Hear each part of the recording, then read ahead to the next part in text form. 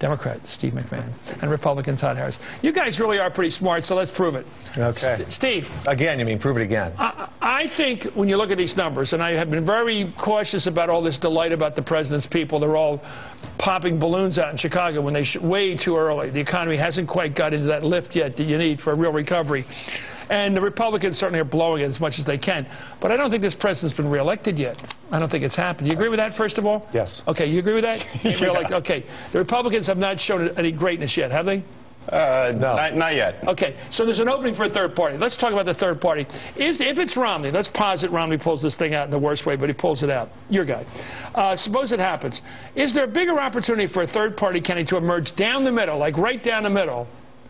Somebody out of New York, somebody backed by this sort of elite group, American elects, a Bloomberg-type, pro-choice, pro-gay rights, not really a cultural conservative, but somebody fiscally conservative Wall Street really respects? Or is there a great opportunity for some hee-haw guy far out like Ross Perot, someone who's sort of a cowboy, libertarian, but somebody way out there? Well, I think there's a better chance of actually getting votes if it were somebody like a Mike Bloomberg or somebody like Donald Trump with some credibility, not Donald Trump, who could actually run against the system and run against the politicians that have been controlling things for so long. Pull a pincer and go all around the Republican Pretty much. I mean, it's sort of like a Ross Perot, a modern-day Ross Perot, who can basically say let me ask you about that. Do you buy the fact that somebody has to do a pincer? They can't go to the right or left of Romney. They got to go around him or around Obama. They have to grab pieces from around the territories and not just in one chunk. If it were to happen, which is not going to, if it were, the way that you would win is not through. But this is a lot like 92. It's not through ideology. You would win because you had the character attributes that people thought the other two guys were missing. But the fact is, the history of third-party movements in our country have always been personality-driven. They've never been environmentally driven. So before you've got to have the person. Before you have the profile, you have to have the actual person. That's right. Okay, let's take a look. Former presidential candidate and current Romney supporter John Huntsman called the Republican Party broken this morning on Morning Joe. He waited on that third-party question. Let's watch him. I think we're going to have problems politically until we get some sort of third-party movement or some alternative voice out there that can put forward new ideas.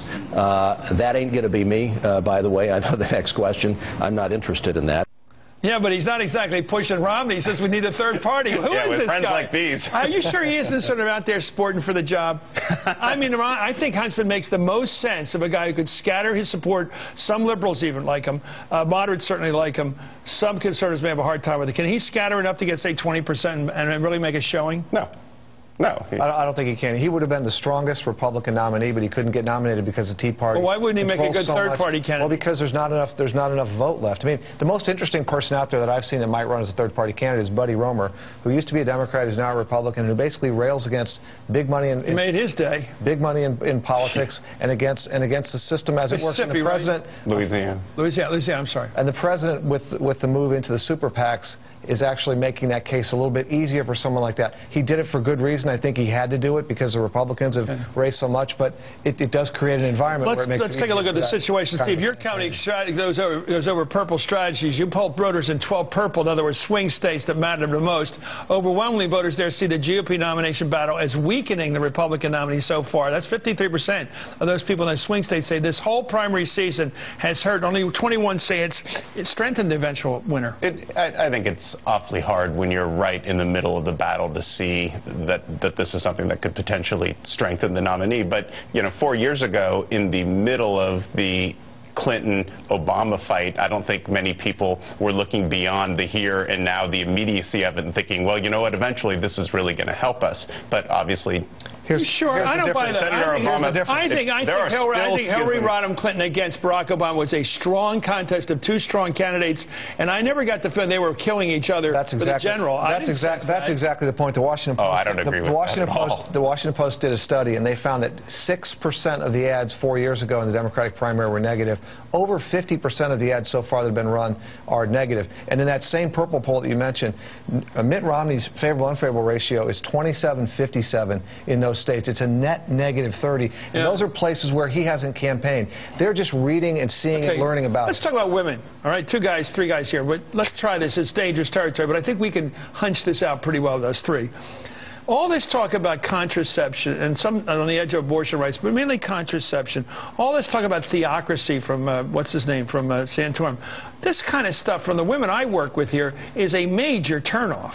They say, why are you getting into the bedroom again? Why are you telling us what we can't do in our society when it's always been seen as a personal thing, contraception? This is my view about it. Let's put the specifics aside, because some people have very, very strong feelings on both sides about this. But the fact is that when you look at poll after poll after poll, what is this election about? It's about jobs in the economy. Right. I was just in I just got out of the field in a battleground state. Why is everybody talking about contraception now? Your whole party is. Your whole party on Capitol Hill. They want to pass a bill up there to overrule the president on this issue of giving women free contraception as part of their health care, so that we will have less abortions, I would argue. Well, from my point of view, that's the good part of it. I think most Republicans would argue that the specific bill on Capitol Hill, that's about religious freedom. In the case of Santorum, I think you've got to cut the guy some slack in that he's typically answering the questions that the media are asking him. So if the media... He said he was going to make contraception a major issue in his campaign. I'm not saying that he hasn't brought it up, but he gets asked about it again and again. Look, they ought to be talking about jobs in the economy. It's that simple. Todd's right. They ought to be talking about let me get this straight.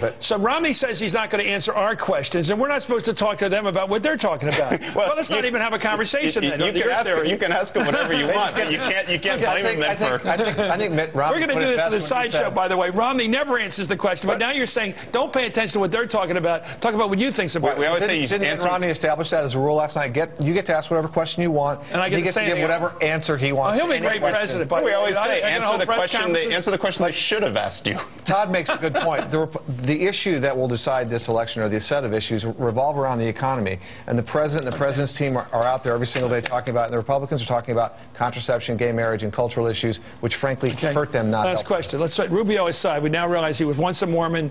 Now he's a Catholic. Fine. People change religions, especially kids. He was 8 years old. I know. So. I know. I think it's interesting. But let's talk about this. Does the nominee, if it's Romney, say, have to run a cultural conservative with him to balance him out, because he's still seen as somewhat secular? I don't think he needs to run a cultural conservative. I think that he probably, at the end of this fight, is probably going to want someone who will energize the conservative base. Cultural base. It doesn't mean they have to be. Look, when Marco was elected in 2010, our campaign was entirely about changing the direction of the country and creating jobs. It was all about the economy. What bones are you going to throw, Ron Paul, by the way, after last night's flackery on his behalf? that was sad. Gets an attaboy. I've never disliked Ron Kirk, but last night he was a flack for Romney. It's pathetic. It wasn't Ron Kirk. He's like a little guy in those movies where the guy rides along the German guy with the sidecar, the motorcycle.